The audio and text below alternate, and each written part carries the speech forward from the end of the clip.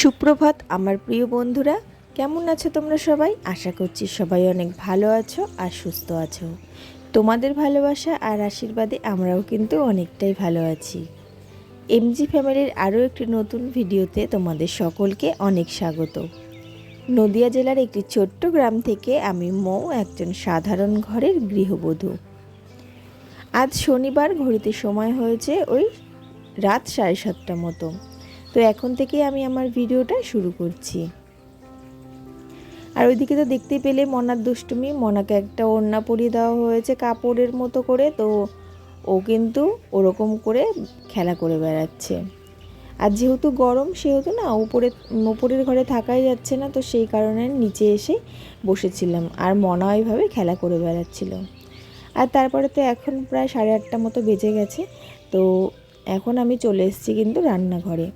আর রান্নাঘরে এসেই তোমরা তো দেখতে পেলে ছোট ছোট আলু রাখা হয়েছিল, তো সেইগুলো না আজকে একটু আলুর দম করব বলে তো সেই আলুগুলো একটু প্রেশার কুকারে সেদ্ধ করে নিচ্ছি। আর যেহেতু রাতের রান্না বান্না, তো মোটামুটি একরকম হলে পরে খাওয়া হয়ে যায়, তো সেই কারণে কিন্তু আলুর দমটা বসিয়ে দিয়েছি হবে বলে রান্না। আর এইদিকে কিন্তু একটু লাউ ছিল, আর লাউটা না সেরকম একটা ভালো না, তো সেই কারণে লাউটা তরকারি করলে তো ভালো লাগবে না, তাই একটু ভাজা করার জন্য লাউটা কেটে নিচ্ছি। আর বন্ধুরা, আজকে সকাল থেকে তো ভিডিও শুরু করিনি, কেননা আজকে দুটো কারণ আছে। একটা হলো তোমাদের দাদাভাই আমার ফোনটা নিয়ে গেছিলো, ফোনের গরিলা গ্লাসটা লাগাতে। তো গরিলা গ্লাস লাগাতে ও তো বাজারে নিয়ে গেছিলো, তো সেই কারণে না সকাল থেকে ভিডিওটা শুরু করিনি, সকালবেলা যেহেতু নিয়ে গেছিলো। আর ফোনের গরিলা গ্লাসটার অবস্থা অনেকটাই খারাপ হয়ে গেছিলো, পুরো ভেঙে চুরে, আর সেই কারণে একটু ফোনের গ্লাসটা পাল্টে নিলাম। যেহেতু ছোট মেয়ে রয়েছে বাড়িতে, তো ও না সব সময় কি করে ফোনটা নিয়ে এদিক ওদিক ফেলে দেয়, আর তখনই না গ্লাসটা ভেঙে যায়। তো কি করব, যদি ফোনটা খারাপ হয়ে যায়, তো সেই কারণেই কিন্তু আবার নতুন একটা গরিলা গ্লাস লাগিয়ে নিলাম। আর এইদিকে আর একটা কারণ হলো, আমার শরীরটা ঠিক সেইভাবে ভালো লাগছে না। তো দুপুর থেকে ভিডিওটা শুরু করব করে মনে করেছিলাম, তো শেষ পর্যন্ত কিন্তু ভিডিওটা শুরু করেছিলাম। তো একটা ক্লিপস নেওয়ার পরে আর না মন থেকে চাইলো না, তো সেই কারণে আর তোমাদের সঙ্গে দুপুর থেকে ভিডিওটা শেয়ার করিনি। তো আজকে রাতের বেলায় রান্নাঘরে কী কাজকর্ম করছি, তো সেটাই তোমাদের সঙ্গে শেয়ার করব। তো চলো, ভিডিওটা আশা করছি তোমাদের ভালো লাগবে, পুরো ভিডিওটার সাথে থাকার অনুরোধ রইল। আর এদিকে না আলুগুলো দেখো সেদ্ধ হয়ে গেছে। তো আলুগুলো সেদ্ধ করার পরে আমি কিন্তু খোসাগুলো ছাড়িয়ে নিচ্ছি। আর এইভাবে সেদ্ধ আলুর খোসা ছাড়াতে আমার না বেশ ভালো লাগে, তারপরে সেদ্ধ ডিমের খোসা ছাড়াতেও খুব ভালো লাগে। তো তোমাদের এরকম কিছু কিছু জিনিস আছে, মানে আমার সেগুলোও ভালো লাগে। তো তোমাদের এরকম আলুর ছাড়াতে, ডিম ছাড়াতে কাদের ভালো লাগে অবশ্যই কিন্তু কমেন্ট করে বলো।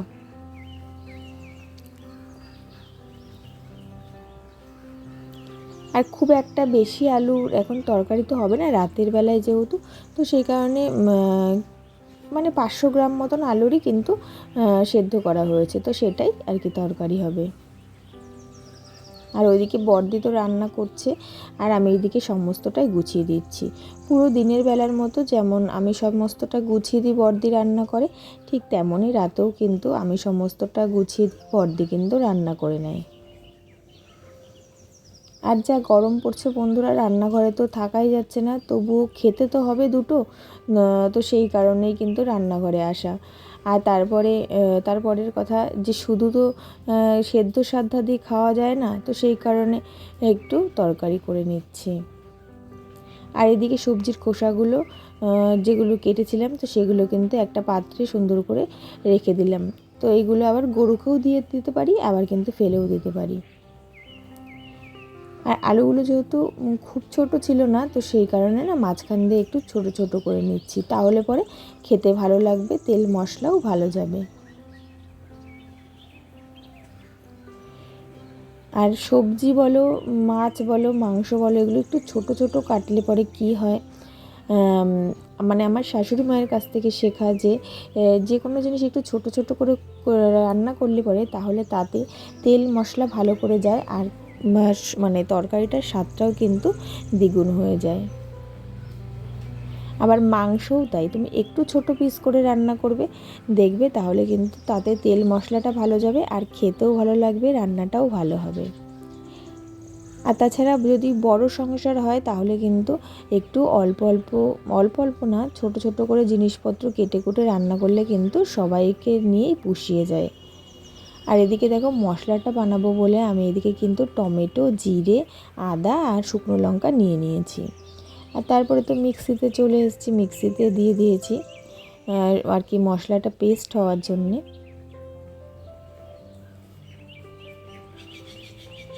আর দেখো টুক করে কিন্তু আমার মশলাটা পেস্ট হয়ে গেল।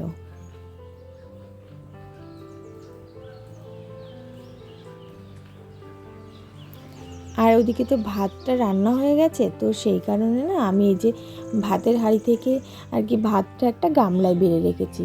আর তারপরে এই হাঁড়িটা কিন্তু আমি এই যে বেসিনে মেজে নিচ্ছি। তো তোমরা দেখতে পাচ্ছ এটা মাটির কালি হাঁড়ি, মানে মাটি মাখানো কালির হাঁড়ি, যেহেতু আর কি মাটির উনুনে রান্না হয়েছিল। আর এই রাতের বেলায় না কলপাড়ে নিয়ে গিয়ে আর মাজতে চাই না, তো সেই কারণে না হাঁড়িটা একটু কষ্ট করে এই বেসিনেতেই মেজে নিই।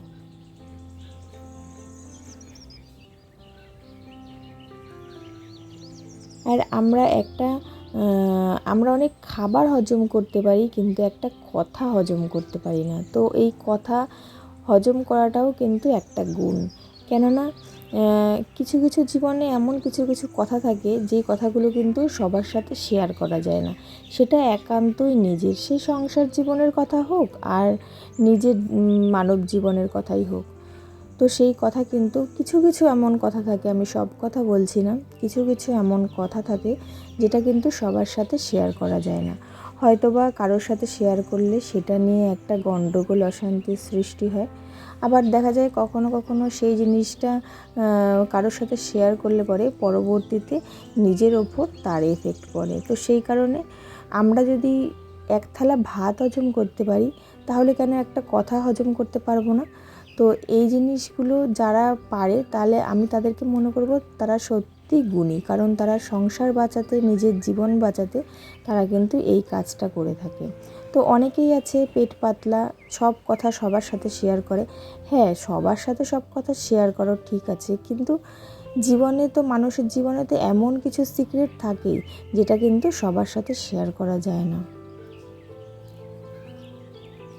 আর এদিকে না দেখো আমার হাঁড়িটা কিন্তু আমি খুব সহজেই তাড়াতাড়ি করে কিন্তু এই বেসিনের মধ্যে মেজে নিয়েছি। আর কালি হাঁড়ি না, যেহেতু বেসিনে মেজেছিলাম তো সেই কারণে একটু বেসিনটাও কালি কালি হয়ে গেছিলো, তো তার জন্য কিন্তু আমি বেসিনটাকেও একটু সাবান দিয়ে আর কি ঘষে মেজে নিয়েছি।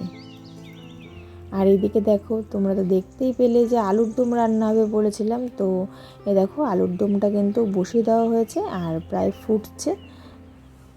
আর এদিকে চলো কী কী রান্না হলো রাত্রে তোমাদের সঙ্গে শেয়ার করি। তো দেখতেই পেলে গামলার মধ্যে ভাত রাখা রয়েছে, হাঁড়ি থেকে ভাতটা ঢেলে রেখে দিয়েছি।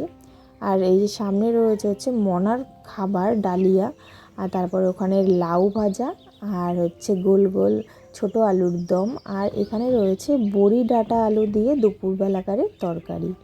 তো এই আজকে রাতের খাবার। তো মোটামুটি এখন রাতের বেলায় তো সবাই এটা দিয়েই খাওয়া দাওয়া করবে। আর এদিকে রান্না বান্না কমপ্লিট হয়ে গেছে, তো অনেক বাসনপত্র হয়েছিল সেগুলো তো মেজে ঘষে নিয়েছি। আর তারপর লাস্টে কড়াইটা ছিল আর গ্যাসের উনুনটা ছিল, তো সেগুলোও কিন্তু মেজে নিয়েছি। আর যেহেতু গ্যাসে রাত্রিবেলা তরকারিটা রান্না হয় তো সেই কারণে না গ্যাসটাও কিন্তু মুছে নিতে হয়। তো মোটামুটি দুবার করে কিন্তু আমার গ্যাসটা মোছা হয়, একবার সকালবেলায় আর একবার কিন্তু এই যে রাতের বেলায়।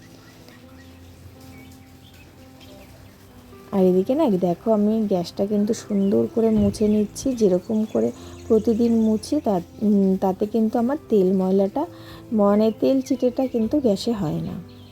তো যাই হোক, এই হলো আজকে আমার রাতের কাজকর্ম। তো এইটুকুই রাখছি ভিডিওটা ভালো লাগলে অবশ্যই লাইক কমেন্টে শেয়ার করো। আর পুরনো বন্ধুরা আমার চ্যানেলকে সাবস্ক্রাইব করো, নতুন বন্ধুরা আমার চ্যানেলকে সাবস্ক্রাইব করেছো, তাদেরকে অনেক ধন্যবাদ। তোমাদের সঙ্গে দেখা হবে আবার নতুন কোনো ভিডিও নিয়ে। সকলে ভালো থেকো, সুস্থ থেকো, সকলকে ভালো রেখো।